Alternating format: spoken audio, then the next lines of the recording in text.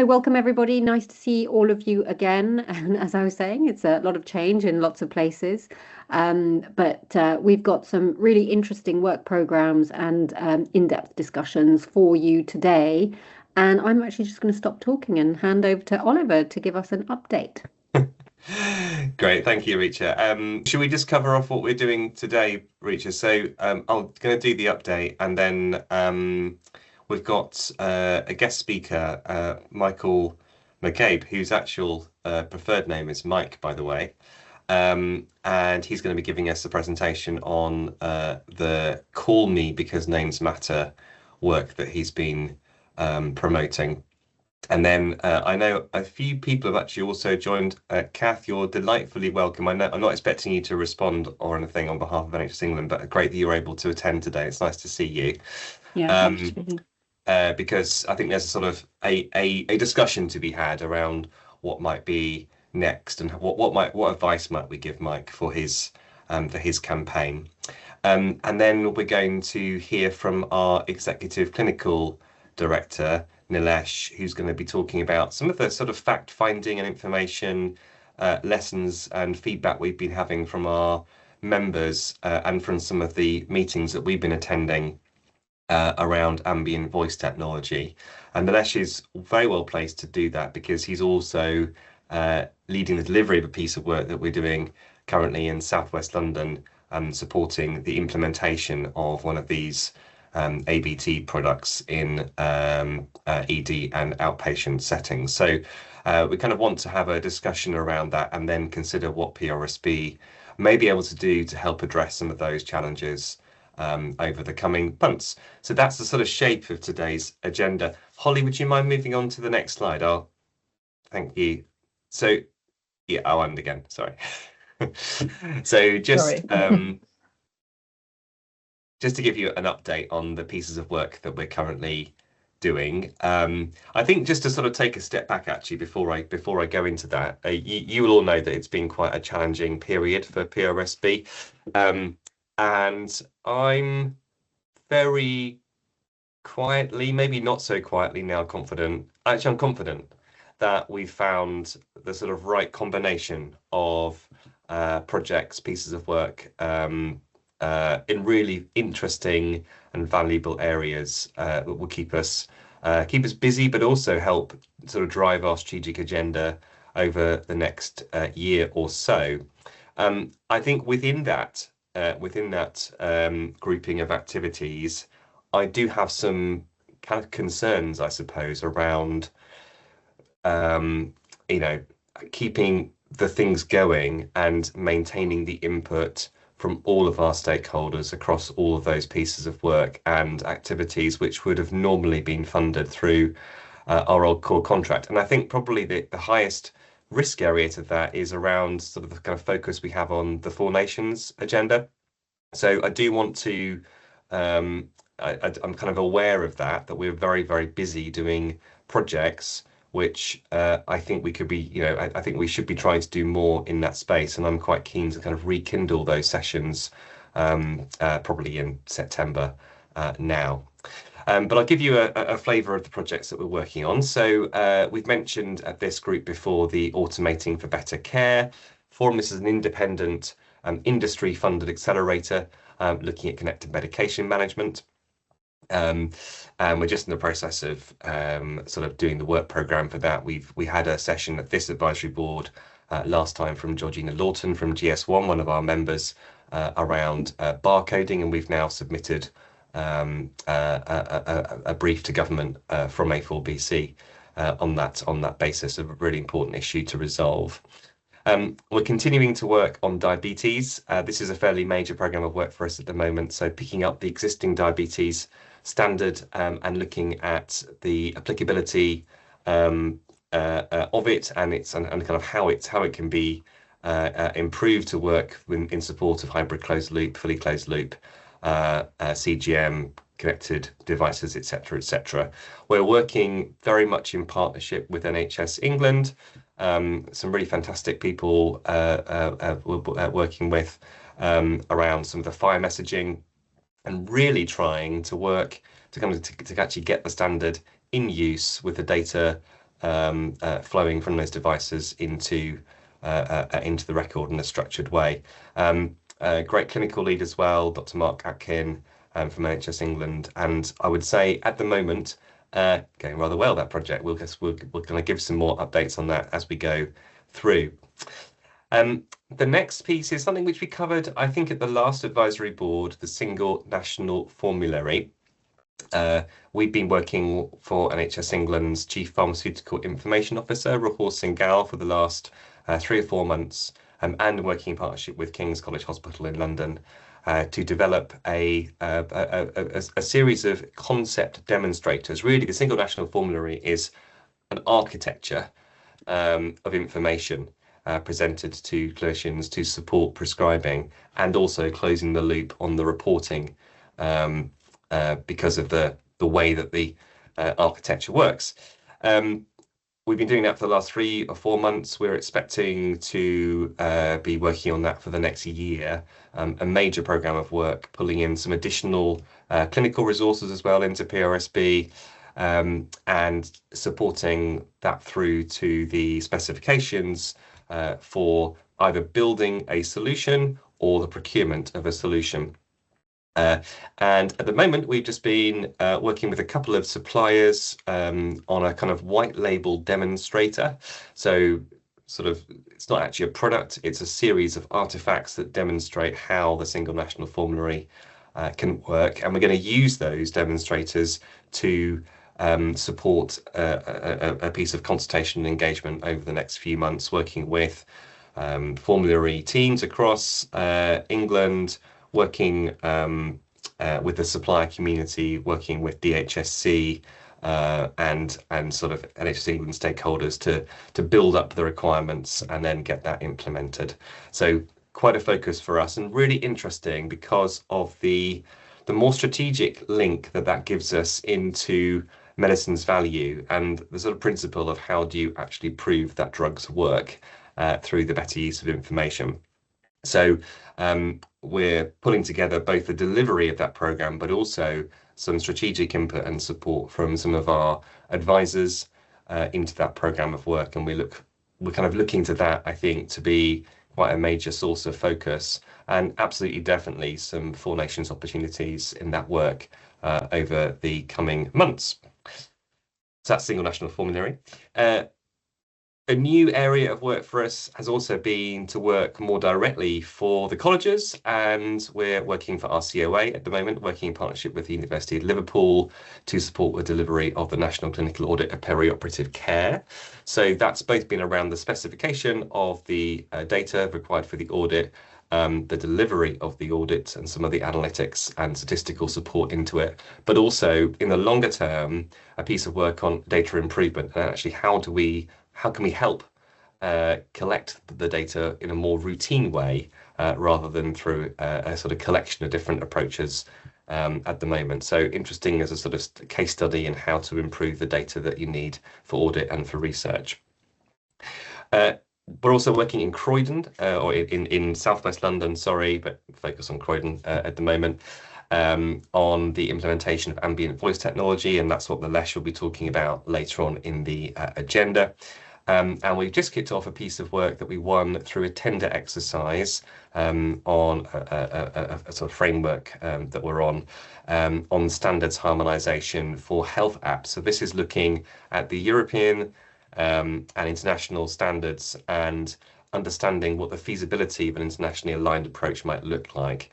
And I think what's really interesting here is the opportunity for the UK to kind of take more of an interest in the development and sort of completion utilization of those international standards, because often we're not a bystander, but I think we could be doing more in that space. So it's quite a practical program right now. It's about mapping the standards and producing sort of reports on where there's alignment and where there isn't alignment.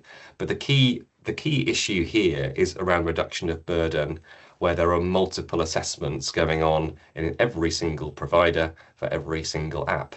And the idea is that if we can standardize that approach, you'll know that if it's been certified once, it's good to go. So that is the first page. If you can just move on to the next one, Holly.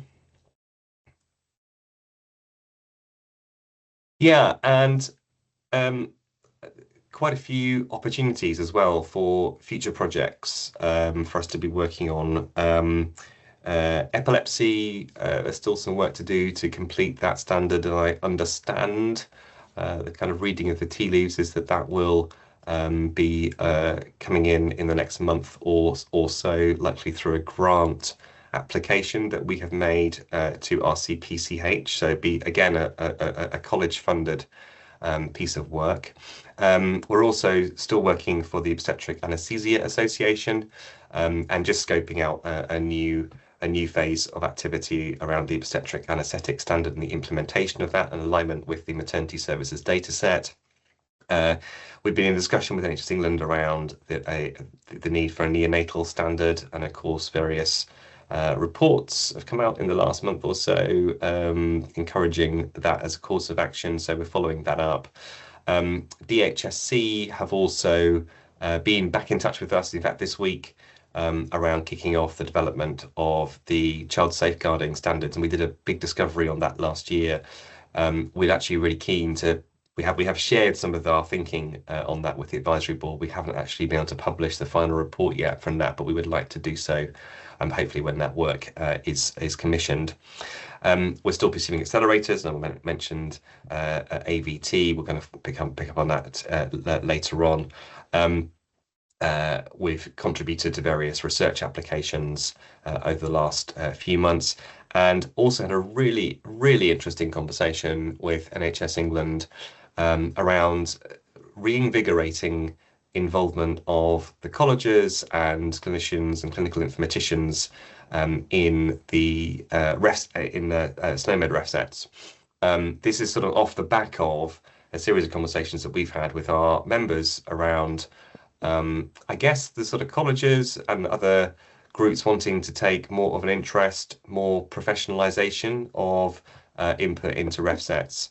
And we had a session with NHS England last week about the potential for that to be turned into a commission for PRSB. Well, sorry, I should be open and fair. A commission that will be tendered openly, that we'd be very interested in responding to around that space.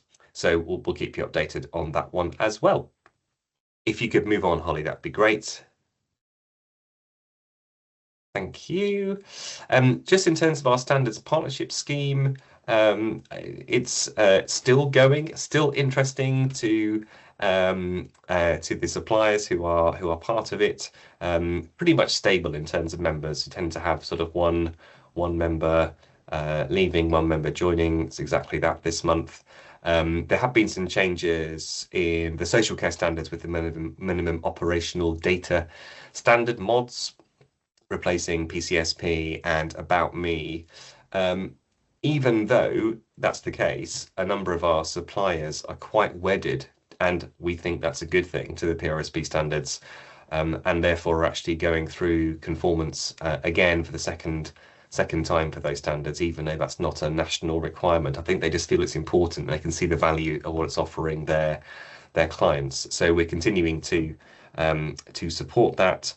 And we also ran a webinar a couple of weeks ago with 6B. We intend to run further webinars supported by some of our supplier members over the coming months. And if anything you'd like us to cover in those webinars, please do let Holly know. Holly's holly.kern@theprsb.org. I think that is it from my update, Reacher. I did manage to keep it exactly to the time though, so I'm happy about that. Oh, and happy to take any questions, obviously. Great, thank you. Any questions? I can't see anyone popping there. There's a couple in the chat.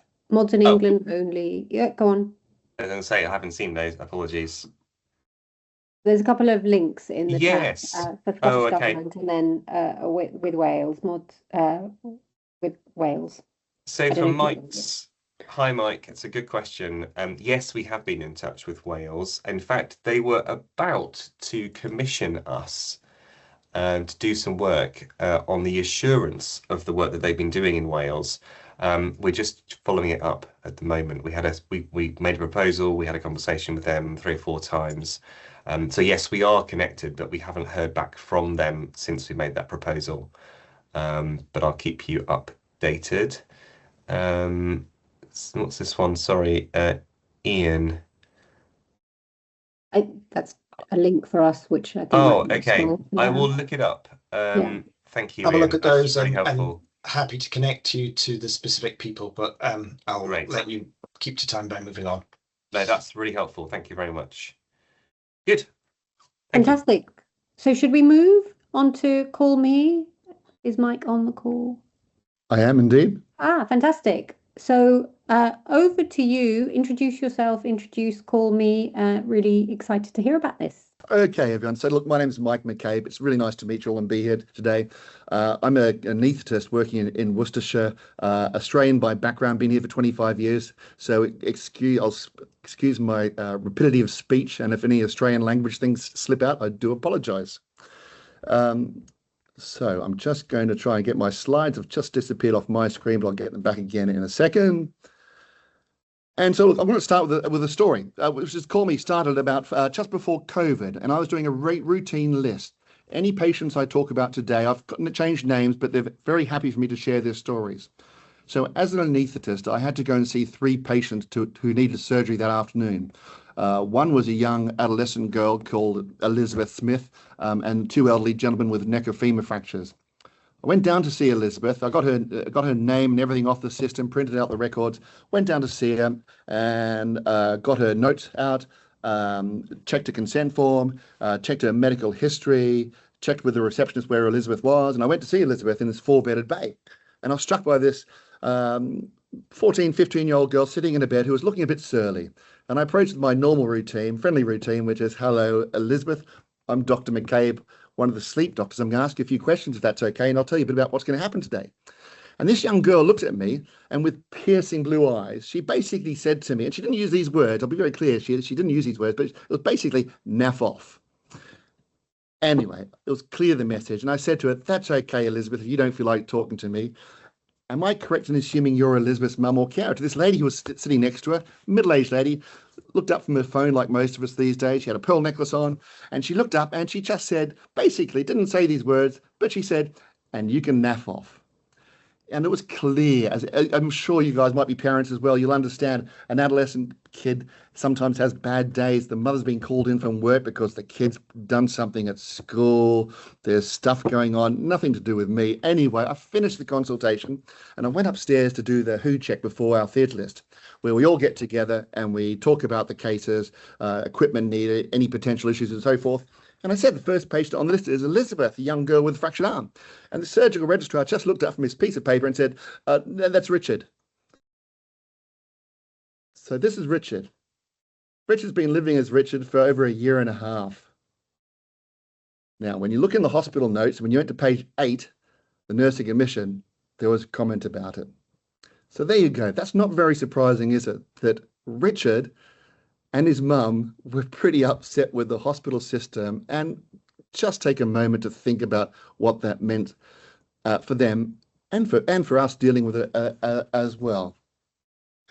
So I left that thinking, good Lord, this is awful in a healthcare situation of all places, and this is going to happen to Richard again if he comes tomorrow.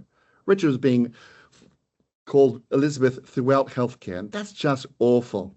So if you think about it, that's the story that started all this. So in the NHS, we have all these identifiers, don't we? We have the name, date of birth, address, ethnicity, religion, all these things very easy and visible to see.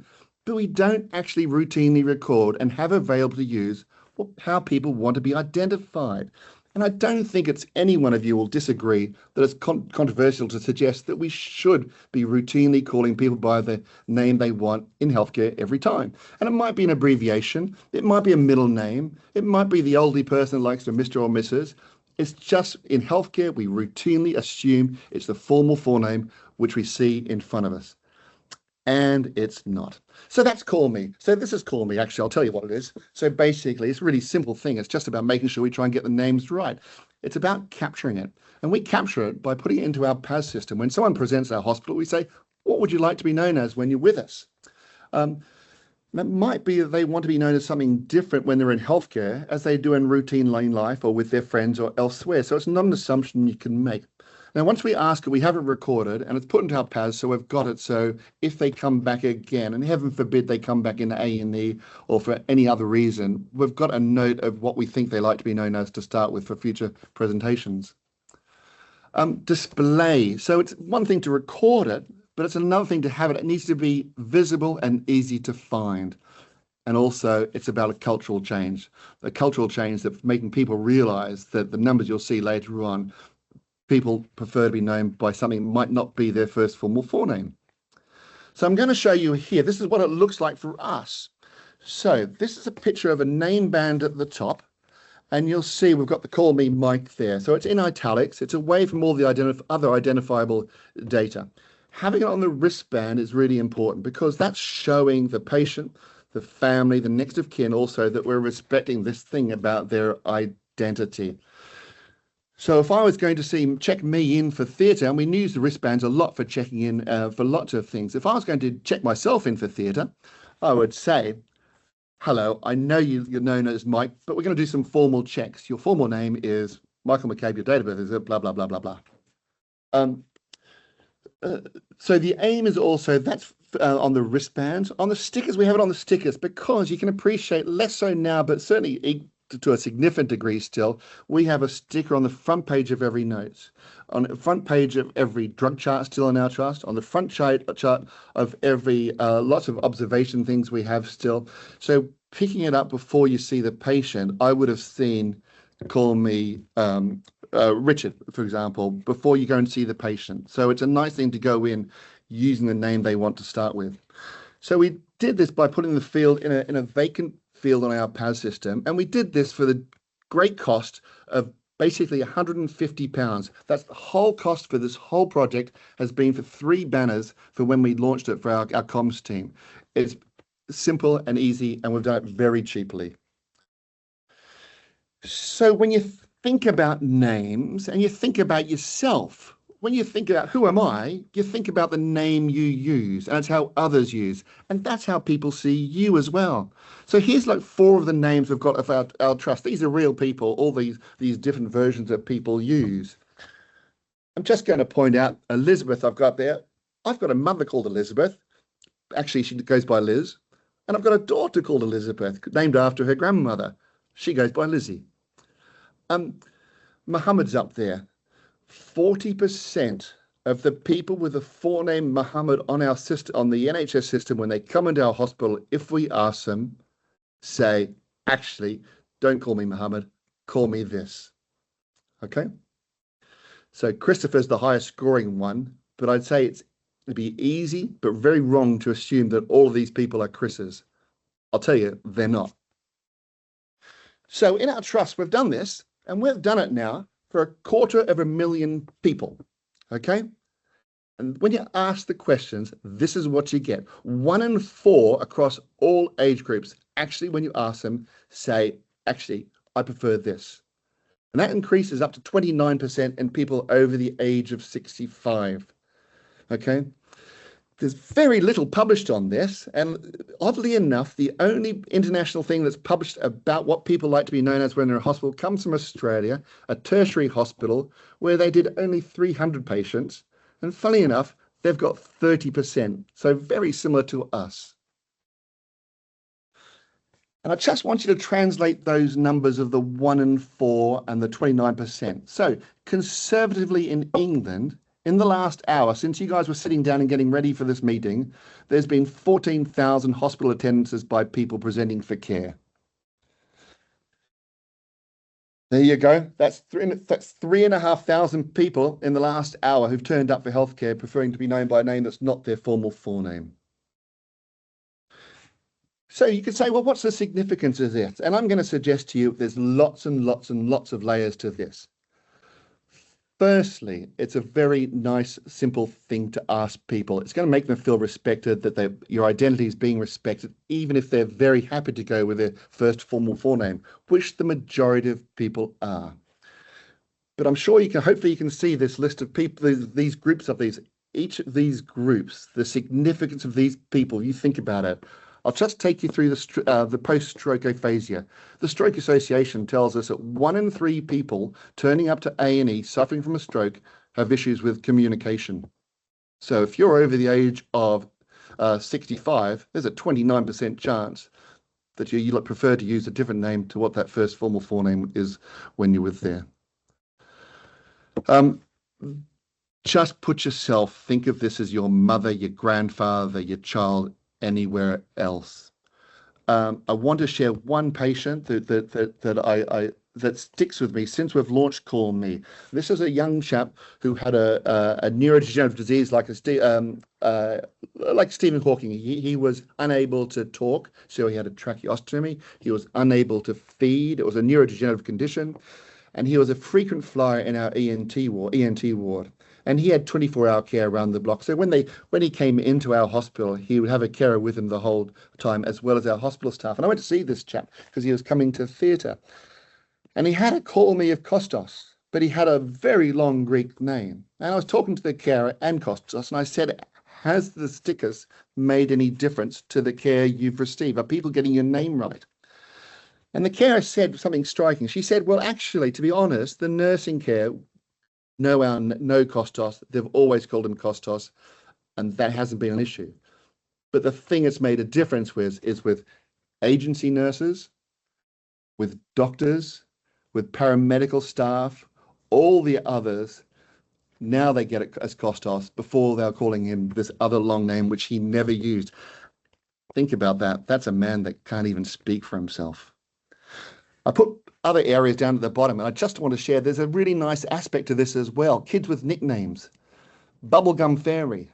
So I go and see a child, and I see a Call Me a Bubblegum Fairy. I go into the room now, and I say, hello, you must be Bubblegum Fairy. That's an immediate communication improvement. It makes the parents smile, the kid smiles. It just gets everything off on the right foot, and a really nice thing to do. But you can also appreciate that people waking up from an operation, people unconscious or arousable. If you're in that 29% of the people over the age of 65, we're shouting in your ear saying, wake up, are you okay there, Bob? Or if you go by something else, we get it wrong so often. And this is not just our trust. This is every trust. We're better than most people now because of Call Me. Here's another aspect to it.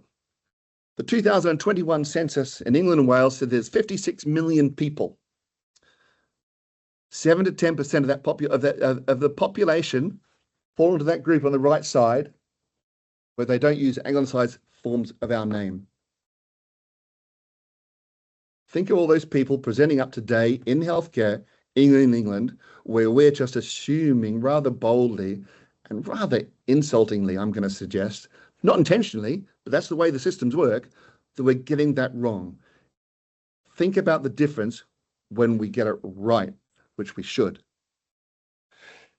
So, look, there are some regulations out there that suggest we should be getting it right. The CQC has its own that says, actually in Regulation 10, it actually says patients must be addressed by the way they prefer. And there's Equality Act issues, which suggest, I would strongly suggest, it's in law that people should be called by the name they want to be called. So I did a freedom of information request, and the CQC says, well, yeah, it's really important. We can't measure it. We don't do anything about it. We can't do anything about it. We think it matters, but we don't track it.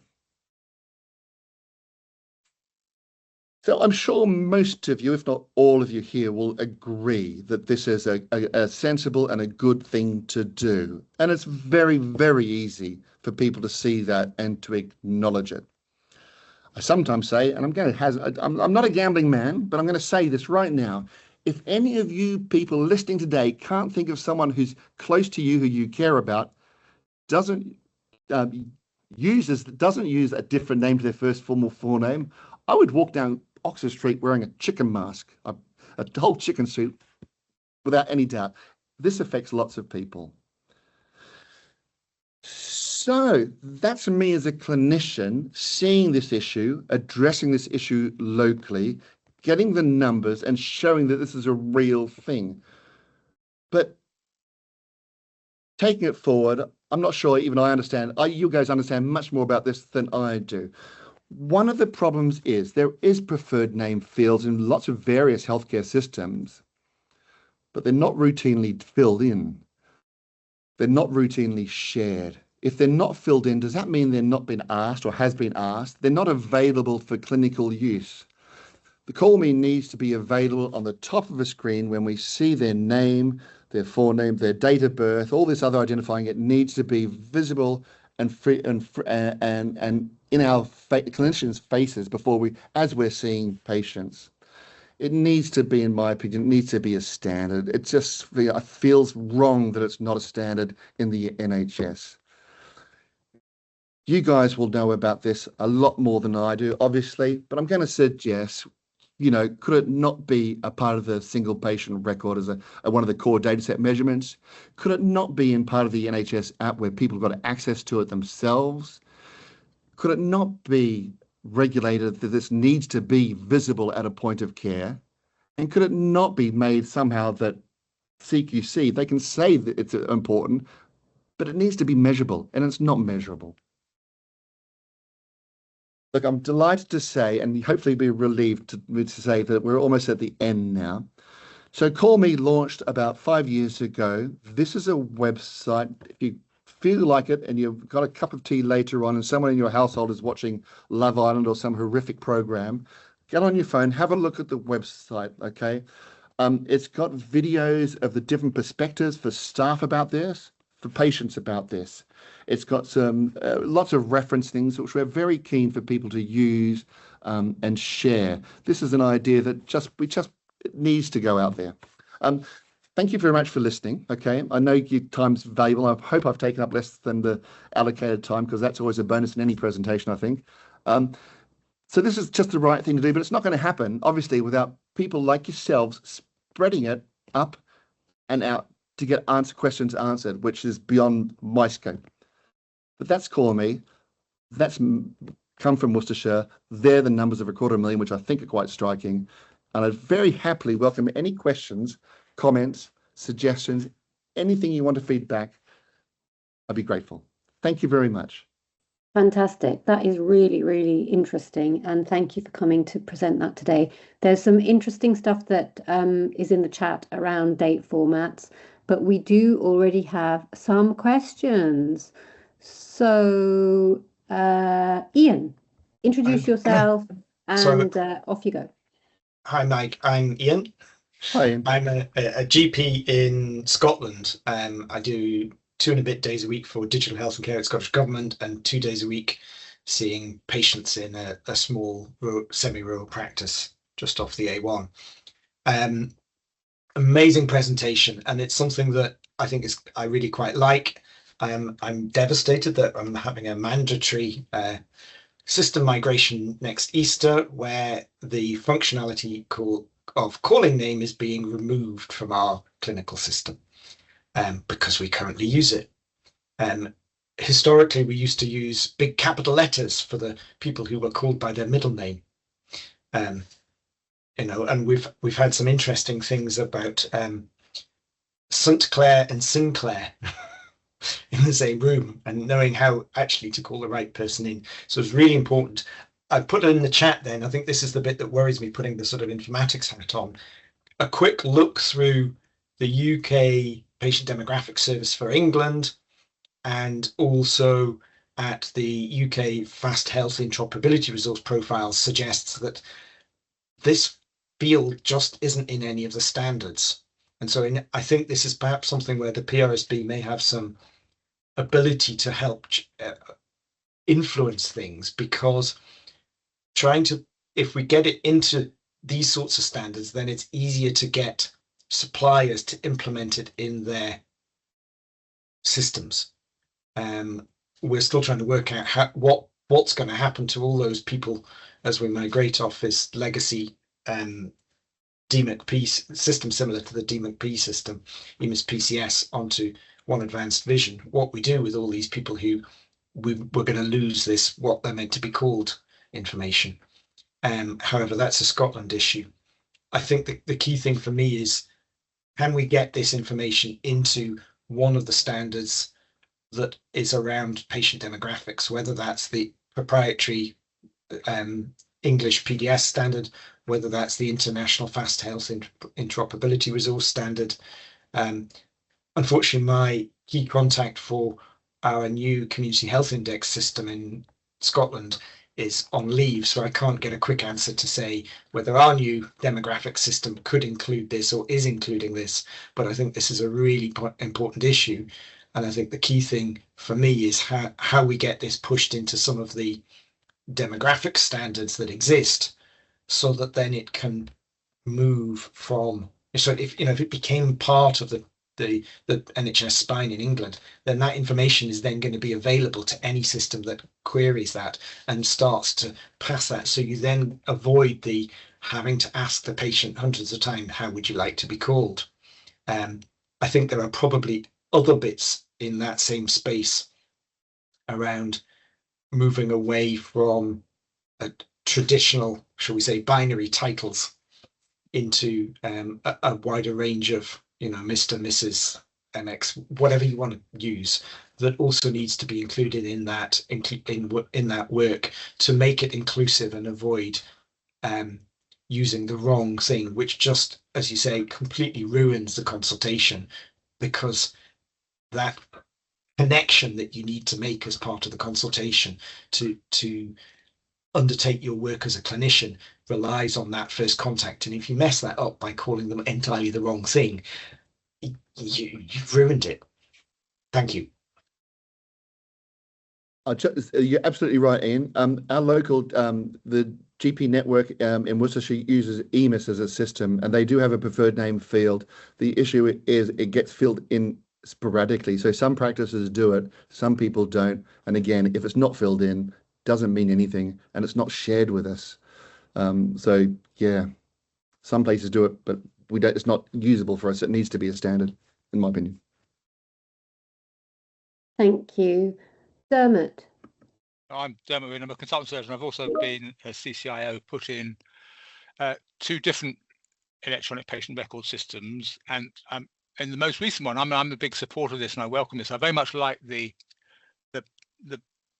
presentation of it with the call me bit, making it clear that this is the preferred name side of it. There's some words of caution, not based upon not supporting, but just the real world of doing this. So in the last EPR that I put in, it had all the functionality it did from the word go, from the go live. When we went live, it was all there. And it did cause some disquiet, particularly amongst clinicians who are doing things like WHO checklists. And I know you're an anaesthetist, so you'll understand all this, but interventional radiology have been absolutely certain that you had the right patient, and that ambiguity of which display names was there on the, because we don't have many bits of paper, and we're not checking them in on bits of paper these days. And it is far from trivial getting this right electronically, and there has to be a degree of some standardization. And a few other little bits. Do not underestimate the difficulty of, in some systems, of sorting out, printing out wristbands. In every EPR go live, printing wristbands is one of the biggest risk factors. The screen, the real estate, not just in banner bars in the electronic patient record, but on the wristbands, particularly when you start getting to kids. Now, in theory, neonates shouldn't necessarily have a preferred name, but they might have, their parents might have given them a preferred name. But the actual logistics of printing some things out and changing what happens is an enormous bit of work, and it's a high risk bit of work. I think it has to be based upon standards. There's another little bit about how much is there any degree of sense checking, because some patients do take the mick, and when you put in, and literally it's the same when you offer them the ability to put in photos. They may upload Mickey Mouse, and they may various other joke photos, and they may do some of this in here, and it's some degree of sense checking. Now, overwhelmingly the vast majority of patients are probably going to be sensible, but there are just a number of pitfalls. It is not just sort of it just say it is so and it'll happen. I think it has to be based upon standardization, that the same bit of data is moving across all the different systems, and that's not to be underestimated. So you're absolutely right. So one of the things I'm very careful to say, for us putting it into our PAS, we had an available field to put it in. That may not be careful in the truth for all other kind of hospitals and trusts. So there might be a cost to that. The wristband, we did that without any cost. We had to manually reconfigure printers, which took 2 people. They did on a weekend.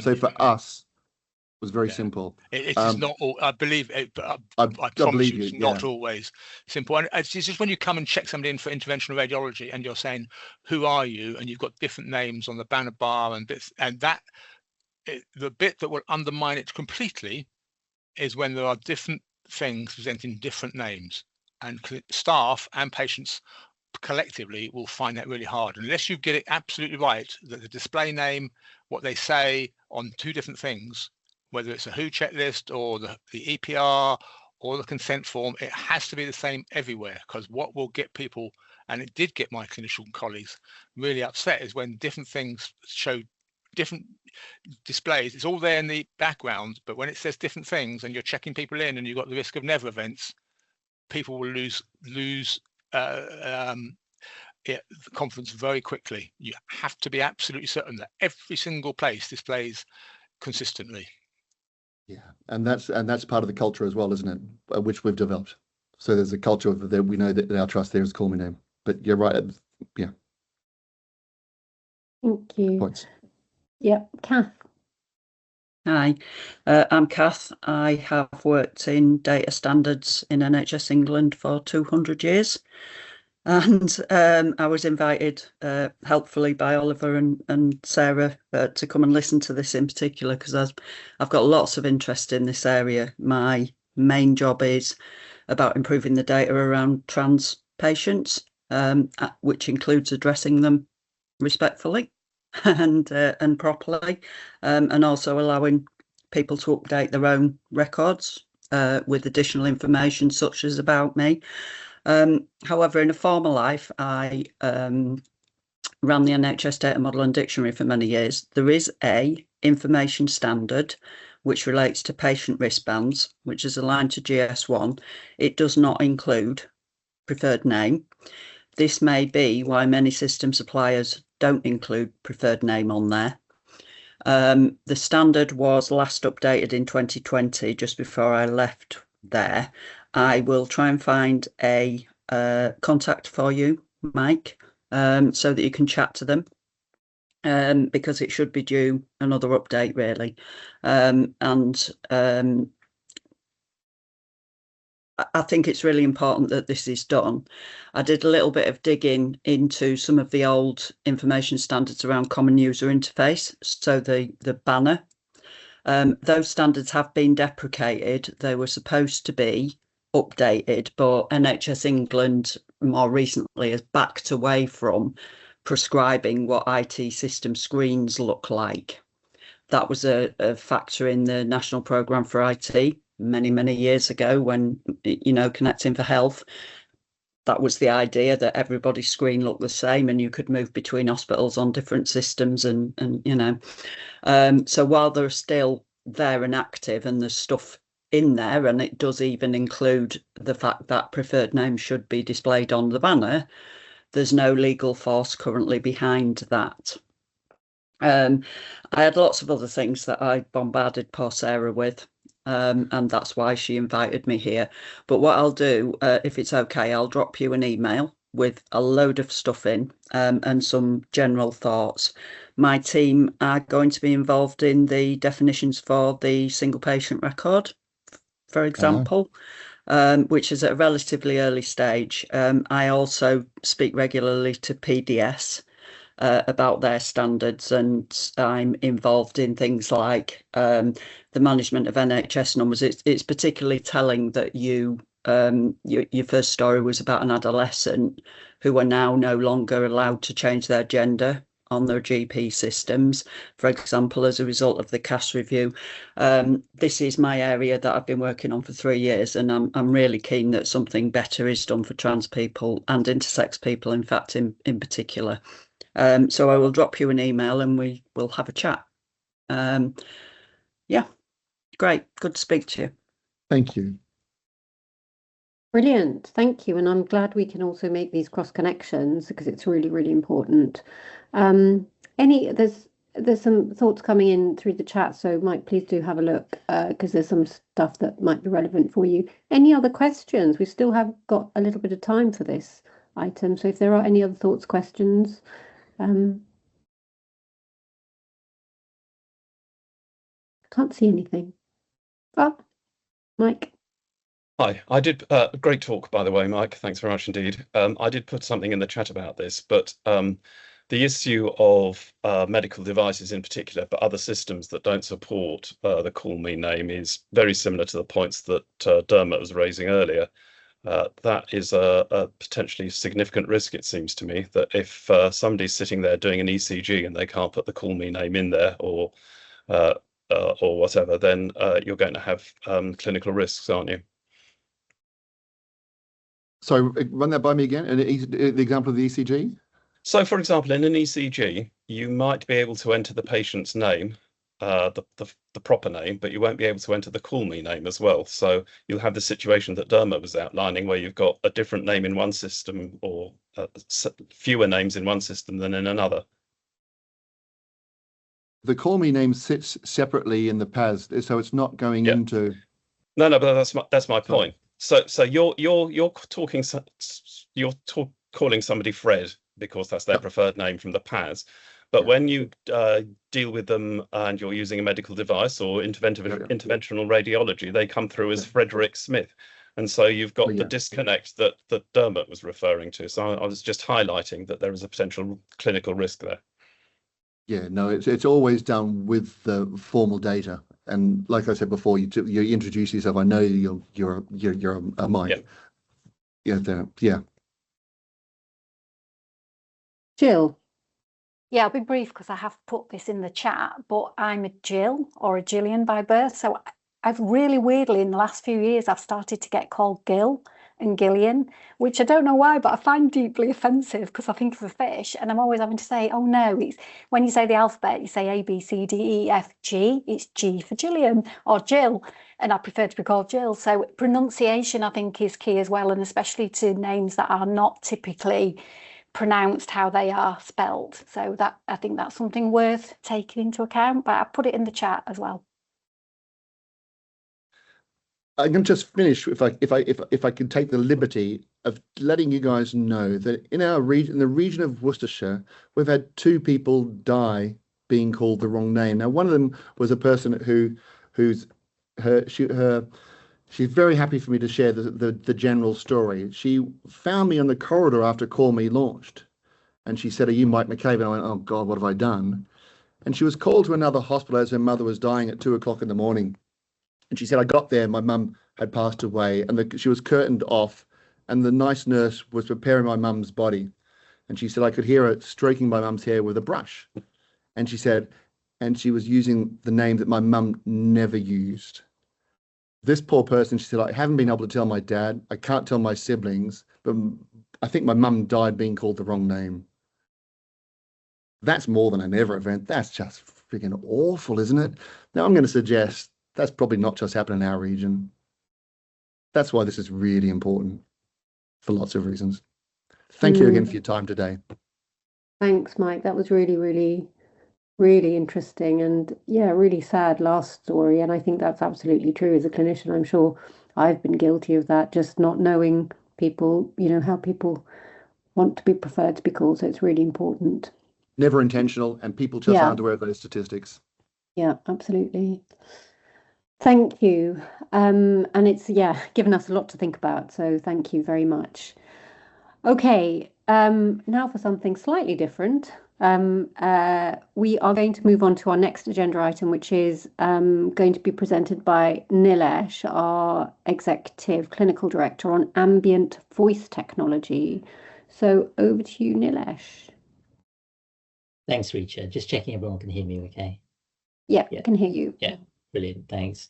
So hi, everyone. I'm going to spend probably 15 to 20 minutes or so to share what we've been hearing about in terms of ambient voice technology from the field, from NHS trusts who are deploying it at present, also from primary care, and some of the discussions that we've had with the with system leaders, including the RCGP presentations at the Joint GPIT Committee, and also sort of asking at the end for your sort of steer and feedback in terms of what we feel our response should be to some of the concerns that have been raised by the system with regards to AVT. So can I have the next slide, please, Holly? Thanks. So as we know, AVT is essentially software that listens to a clinical consultation and it automatically generates some structured documentation. We know that this is here now. It's not a future prospects. It's been deployed right across primary care and secondary care through individual supplier contracts in the main. Often without some of the necessary safeguards in place, common standards or robust governance frameworks being put into place. What we're seeing is that every organization is independently working through some of the same questions. How do we train staff? How does this integrate with our EPR? What happens if the system goes down? You know, how do we continue to make sure the clinical record remains accurate and safe after introduction of AVT? And the four concerns on the right side of this slide are what we have been consistently hearing. AI, so it's the first one around record quality. AI generated text is sort of replacing the concise narrative that clinicians have sort of curated over long periods of time. So especially my background as a GP, this really matters quite significantly, especially when you see the patient for the second, third, fourth, fifth times. We quite heavily, certainly in general practice, rely on ensuring that the notes trigger particular schemas and our ability to recall the particular nuance, the clinical reasoning, the thinking at the time, you know, the clinical reasoning behind a particular decision. And there are some concerns now that AI-generated text isn't having that effect on clinicians, and actually clinicians are failing to recognise their own documented text following clinical encounters, especially on subsequent encounters with that same patient. Clinical accountability, so clarifying who's responsible when AI generates content that's inaccurate. Coding and interoperability, if structured SNOMED coding is lost to free text, but also the downstream value of the clinical record when this happens in terms of interoperability. And lastly, patient safety, so AI summarization without any robust clinical safety frameworks can carry real risks. There is obviously the national frameworks, the DCBO 160, 129, etc. But this is sort of looking beyond that in terms of implications for workflow, for example, which I'll come on to in a minute. So we're hearing from so we're hearing these concerns playing out at various implementation sites, and as Oliver mentioned, we're working with South West London ICB, where NHS trusts in the area are in live deployment with an AVT called Lyra-Bird Health. And some of the challenges that are being encountered are fairly consistent across all of the trusts within the area. But the solutions, even with sort of our encounters we've come across are quite varied and disparate across the trusts. So, I mean, it's quite clear that localization has a role. Each trust has a specific way of doing things, but too much localization, it's quite clear that there's quite significant inefficiencies and duplication of effort over sort of a more centralized approach. So there needs to be that correct balance. There's no single model that works across care settings. Trusts want sort of shared core material, but all of this material needs to be localized depending on how they work.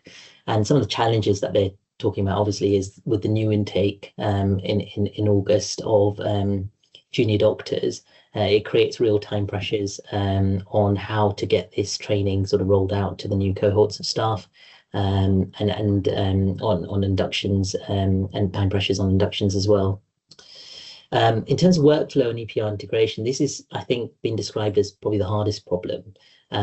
Many departments or specialties have over time developed bespoke templates, bespoke documentation habits, and there's also quite significant variation in what certain departments would want sort of flat AI transcription to be used, as opposed to AI summarization. So arguably, perhaps in the EPR, you may want summarization, but some clinicians are still wedded to ensuring that there is an accurate transcription when they are dictating clinical letters, for example, to primary care. So on governance, certainly in South West London, the ICB has done some heavy lifting on the DPIA centrally, and the plans on business continuity are developing. Trust is still working out, how critical AVT is, and what should happen when it fails. In terms of evaluation, self-reported admin time studies are underway, and there's some good work happening with the health innovation networks in this space as well, supporting the team. But I guess the key insight that I wanted to draw out here is that that each of the trusts in this one ICB, but actually in the same's the case for other ICBs and nationally, they're navigating the same implementation challenges independently. With some things being done at an ICB level, and some things being done at individual trust levels. But there's very little national guidance to draw on learning from sites that are perhaps further ahead. And certainly that's currently a gap that's being experienced and felt at many sites. Can I have the next slide, please? So we've met with some of the RCGP leadership, and also sort of attended other meetings with RCGP representation, and the BMA at committees like the Joint GP-IT Committee, to really explore what potentially collaboration around AVT might be possible with the system. And three concerns came through consistently with these conversations. And firstly was, as I mentioned earlier, erosion of the clinical narrative. Primary care record, for example, being diluted, years of curated information, concise information being replaced by lengthy AI-generated text that clinicians don't always recognize or trust when they review it later. Secondly, coding and interoperability. So this is where AVT free text is replaces Snowbird coded entries. There is a bit of an effort sometimes required to ensure that the right clinical code is identified and selected when you're inputting information into records. And actually, there's sometimes a tendency to just say, actually, the free text covers it, and perhaps a tendency to therefore not necessarily code in the way that you perhaps might do without it. This has all sorts of implications as the coding underpins population health, QoF, clinical decision support, and also interoperability across care settings where that code information is used downstream. And thirdly, it was felt that there's lack of perhaps shouldn't put no independent professional voice, but perhaps that should read lack of a consensus independent professional voice. Professionals have been involved with shaping some of these products out there, but there doesn't necessarily seem to be any sort of consensus in the system. Implementation guidance is shaped by and large by suppliers. And actually our members, RCGP included, have indicated that they see PRSB as a trusted neutral channel through which clinical concerns that their members have can be raised constructively with system suppliers, and also senior decision makers across the system. Okay, so what is PRSB's response to some of the concerns that I've just highlighted there from the system? So we're proposing to develop an AVT implementation accelerator. And I put there, essentially, that's a time-bound, sponsor-funded program that brings clinicians, suppliers, and system leaders together to develop best practice and enable safe implementation. And 4 things define it. So number 1 is PRSB acting as an independent convener, not dictating the standards, but really facilitating that cross-system consensus in a system or technology agnostic way. The guidance we produce needs to apply to whatever AVT product is being used. Secondly, converting standards into practice. So our BAU, as you're aware, includes translating standards into practice, and we've done increasing work over the years on implementation toolkits, for example. But it's really aligning AVT outputs with existing record standards, SNOMED coding, fire interoperability, as well as actually addressing medical legal status of AI-generated content, which is also important in terms of patient safety. So in terms of sort of the outputs of this, we've tried to keep it practical. So essentially a consensus paper on best practice implementation guidance for NHS organisations, and a supplier reference standard is what we're thinking at present. And I guess important to highlight that we've had this accelerator approach. It's not completely new to us. It's a proven model. We've used it with the work that we've done with A4BC, which is the connected medication management, the work that Oliver referred to earlier that we're doing with Rahul Singhal at NHS England. And we're currently extending it into diabetes devices as well. So we do feel that this model has potential to be successful. And the key is that the outputs are co-produced with the system, not imposed by us or any other organisation. Can I have the next slide, please?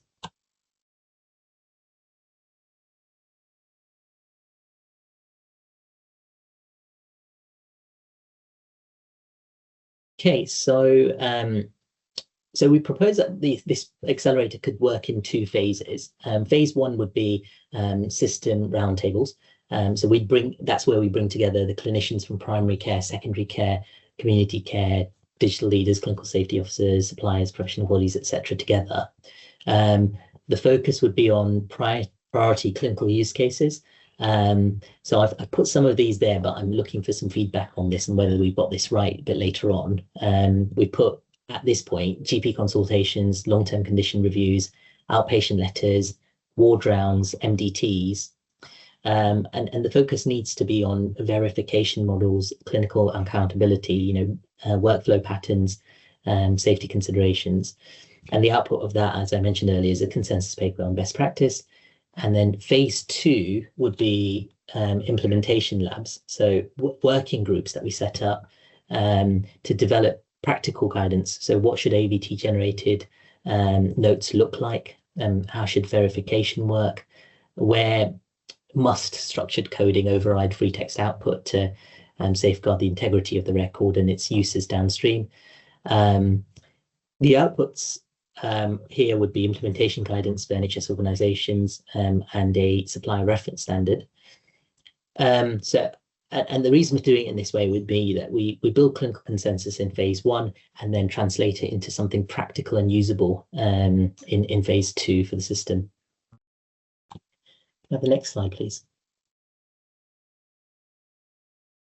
So I put this in and then I thought I perhaps need to take this out, but it's the why now question. I think the horse has bolted, but so I don't think we need to spend a lot of detail here. But I suppose why us is the legitimate question. And here, PRSB is neither a supplier nor a regulator. We have existing relationships with our members, which are the professional bodies, and suppliers through things like the Supplier Partnership Scheme as well. And actually both parties alike see us as a credible neutral convener. We've got deep standards expertise, SNOMED, CT, fire, clinical record standards, which are the foundations to which we need an AVT to align with. And through the Santander's Partnership Scheme, we've got established relationships with all the major EPR vendors as well, and also a growing number of AVT suppliers. So again, that stands us in good stead. And as I mentioned earlier, we've got a proven accelerator model as well. So again, that helps. And briefly on the timing issue, we know AVT deployment is not only happening, but it's accelerating, and more sites are implementing AVT. And I think, you know, it's really important to pause as to what problem these sites are trying to solve, which was a theme that came out at the Joint GP-IT Committee, and ensuring that actually the reasons for implementation are taken into account, as opposed to simply becoming excited by, you know, the new shiny toy that you know, it promises to solve many of the NHS's issues. Standards developed. I guess the other point is that the standards that are developed after widespread adoption will potentially have a need to be retrofitted into systems where poor practice is already embedded, which is a much harder task to do. So again, timing is quite important here. And in terms of the phase 2 workflow that I talked about, workflow integration, that's fast approaching. Once that's woven into EPR workflows, sort of course correction becomes that much more difficult. We've also had you know, signals from member organisations, the RCGP included, about an appetite for coordinated action in this area. NHSE's own maturity framework you know, recognises the need for some sort of implementation guidance to be available, and we need to be mindful that AVT has implications which are far beyond, you know, just improving sort of efficiencies within consultations and the likes. It has significant impact on data quality and subsequent impact on clinical safety and patient care, and all of that needs to be taken into account when we're developing frameworks as well. So can I have the next slide, please? So I think at this point I just wanted to pause for your thoughts and feedback. Firstly, I think on scope and clinical priorities. So I mentioned the 6 use cases and I've reproduced them there on the left. This is where we think we should start some of our thinking, but it would be really helpful to understand your thoughts. You know, have we got these priorities correct? Are there other clinical settings or patient groups that you know, you feel we should prioritize over and above these? Secondly, on stakeholder reach, we're in active discussions with the RCGP, for example, about co-leadership of the accelerator. But your thoughts on who else we should be talking to, any professional bodies, patient groups, system partners that you could help connect us with would be, again, really helpful. And thirdly, on governance and PRSB's role, if there are any concerns about how we're positioning this, are there any aspects of the programme you'd want to see strengthened before we formally launch? Any feedback, either now or if you prefer later by email, would be really gratefully received. I'll stop there. Thank you. Thank you very much, Nilesh. That was really, really helpful. And I put in the chat as well, there was an announcement in HSJ about one of the biggest scribe deals covering 15 trusts and so forth. So it's a reality now, isn't it? So we really have to think about patient safety in this new world. So Katie, do you want to kick off with questions? Thank you, and thanks, Nilesh. That's really, really interesting. And sorry, I missed a bit at the beginning because my internet gave up. So if I'm repeating anything, it's on me.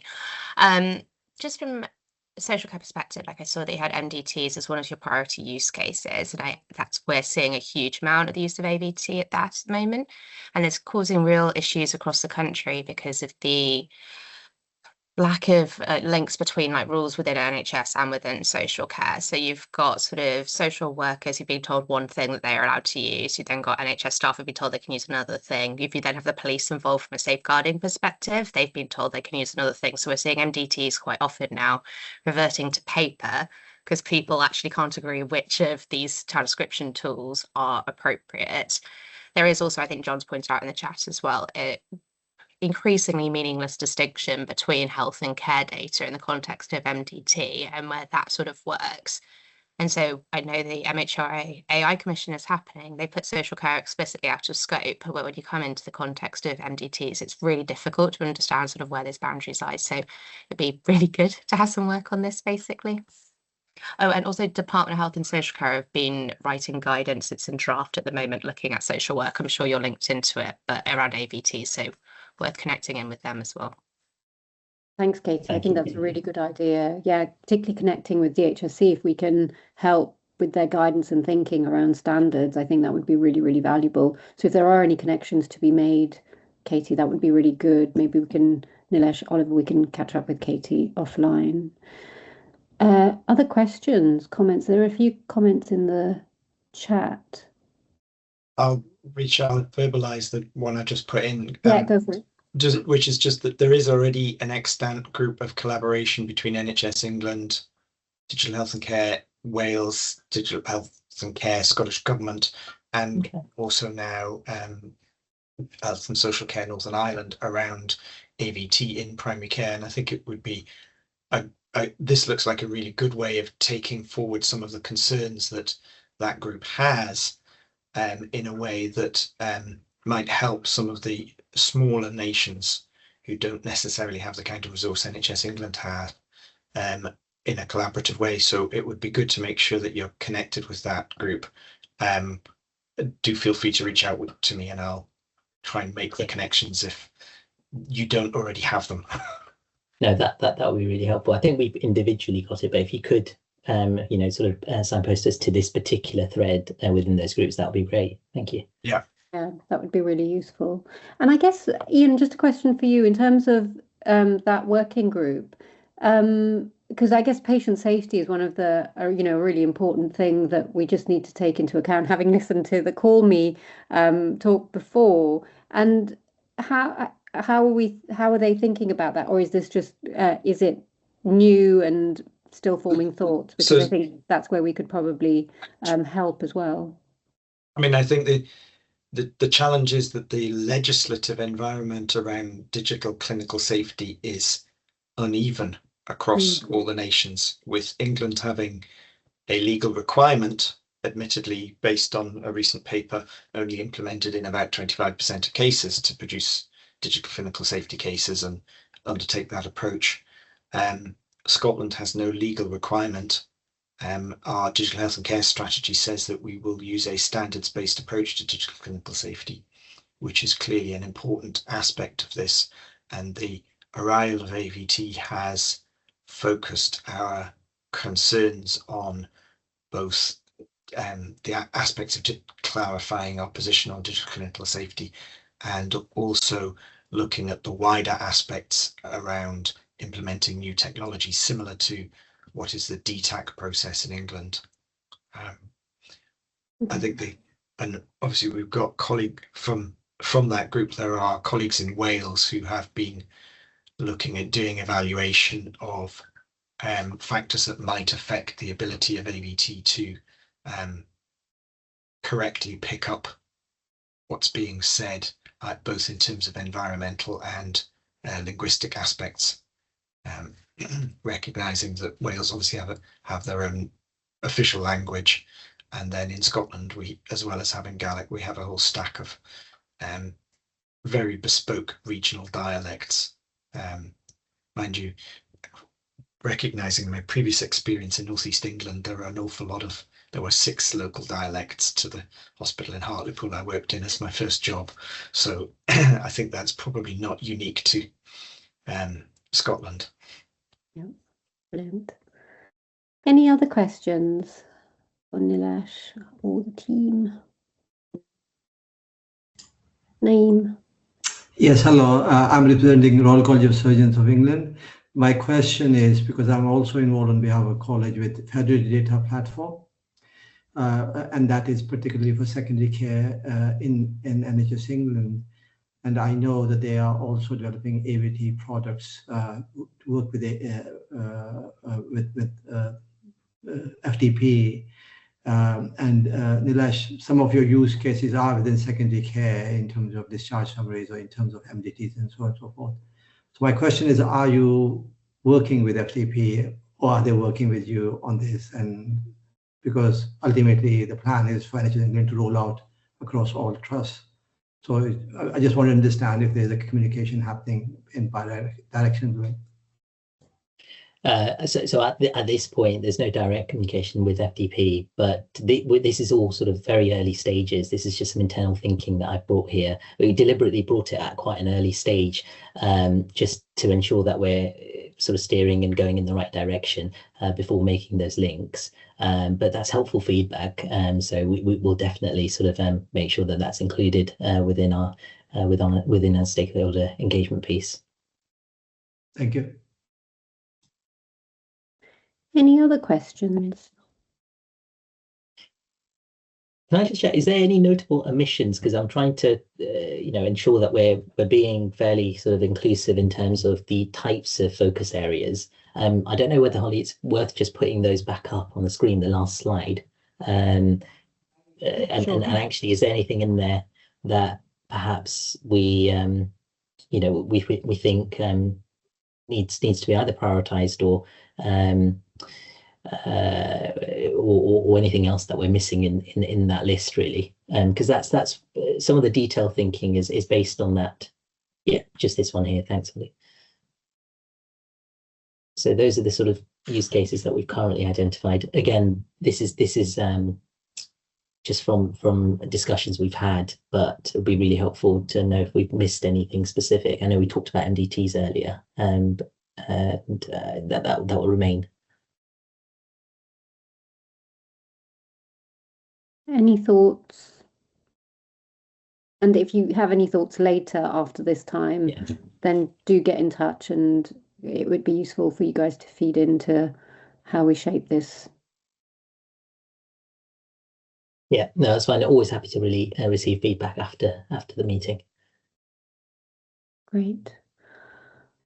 Okay, I can't see any other hands up for questions or comments, but there's some useful stuff in the chat. Jill, go ahead.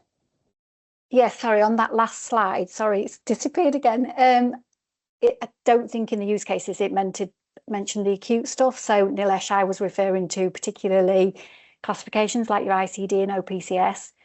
Okay. So particularly as we start to think about ICD 11. So I'll let Lynn, Bracewell and Alex know what you're doing. And I think this presentation would be really useful to that team specifically. I know there's someone else working in the broader technology strategy directorate as well that's kind of looking at this. So I just want to try and join those dots up, because in that scope and clinical priorities, it mentions outpatient letters, it doesn't mention, say, the discharge summary. So it would be just good to join the conversation and see where it would fit in the priorities. Yeah, no, that's great. Thanks, Jill. Really helpful. Thank you. Chris. Yeah, it was really just to observe, the pace of change and the technology that's supporting the ambient voice technology at this point in time. So for example, it would be important, I think, to factor in the development of technologies, so we're not dealing with AVT as one thing right now, that it's something that will develop over time. So for example, I was thinking about the SNOMED coding. Is that something that is going to be able to be done more easily as the technology develops? So I guess the PRSB approach would need to be relatively agile, I guess, in respect of new things that will come on stream in the coming months, even, but years certainly. So just to make sure that we're fleet of foot enough to be able to adapt to what might be coming, or to build in a more regular review period for any standards around this. Thanks. Great. And last word to Ian. Sorry, just coming back on what Chris has said. One of the GPIT suppliers has already demonstrated a non-AVT tool that helps to promote possible codes for the human in the loop to review. Admittedly, in their demonstration, they're using Read 2 because that's what we're still stuck with in Scotland. I think it might be wise that will be class 2A under current MHRA classifications devices. And I think in terms of making the work that Nilesh is trying to take forward a manageable bite, it might be worth separating that sort of functionality, which is important to capture whether it's done by AVT or other means, from just the pure AVT. But you're right, Chris, it's about being aware that the functionality that we're likely to see is going to extend AI into additional bits of functionality, such as suggesting codified bits either from free text that somebody's typed in or from a block of text that's been captured through an AVT functionality. So I think important, but I wouldn't put it in my first 6 thing. Similarly, as I wouldn't necessarily put ICD-10 in the first 6, but I would put it in the sort of fast followers, if we use legacy terminology from England, to represent it's a fast moving space, and I think, you know, an area where we need to keep an eye on and look at these being areas that might be coming through. Hopefully that's helpful, Nilesh. I've messaged you individually with my email, so hopefully you'll be able to, we can pick this up offline. Definitely. Thanks very much, Ian. That's really helpful. Brilliant. Thank you. And thank you for such a really good discussion, actually, on both items. So it's been really fantastic. Do members have any other business to bring up? As I look at my clock and it approaches the lunchtime hour. Mike. I've put it in the chat, but there is a consultation going on for DCB 0129 and 0160. I mean, I think it's very important that both PRSB and other organisations who are on this call respond to that. Yeah, great shout. Thank you. We will look at that. Anything else? Anything else from anybody else? And if not, I guess I wish you all a very, very pleasant summer. Hope you get some holiday, and we will see you all back in October. I think 7th of October is our next meeting. But if there are any things that you'd like to follow up on, just drop us a line, and we can pick up some threads from the conversations that we've had today. Or if there's anything outside of this, then do let us know. It'd be really great to hear from you. So, yeah, happy holidays to everybody. Thank you. Thank you, Reacher. Thanks. Great Bye. presentation. Bye.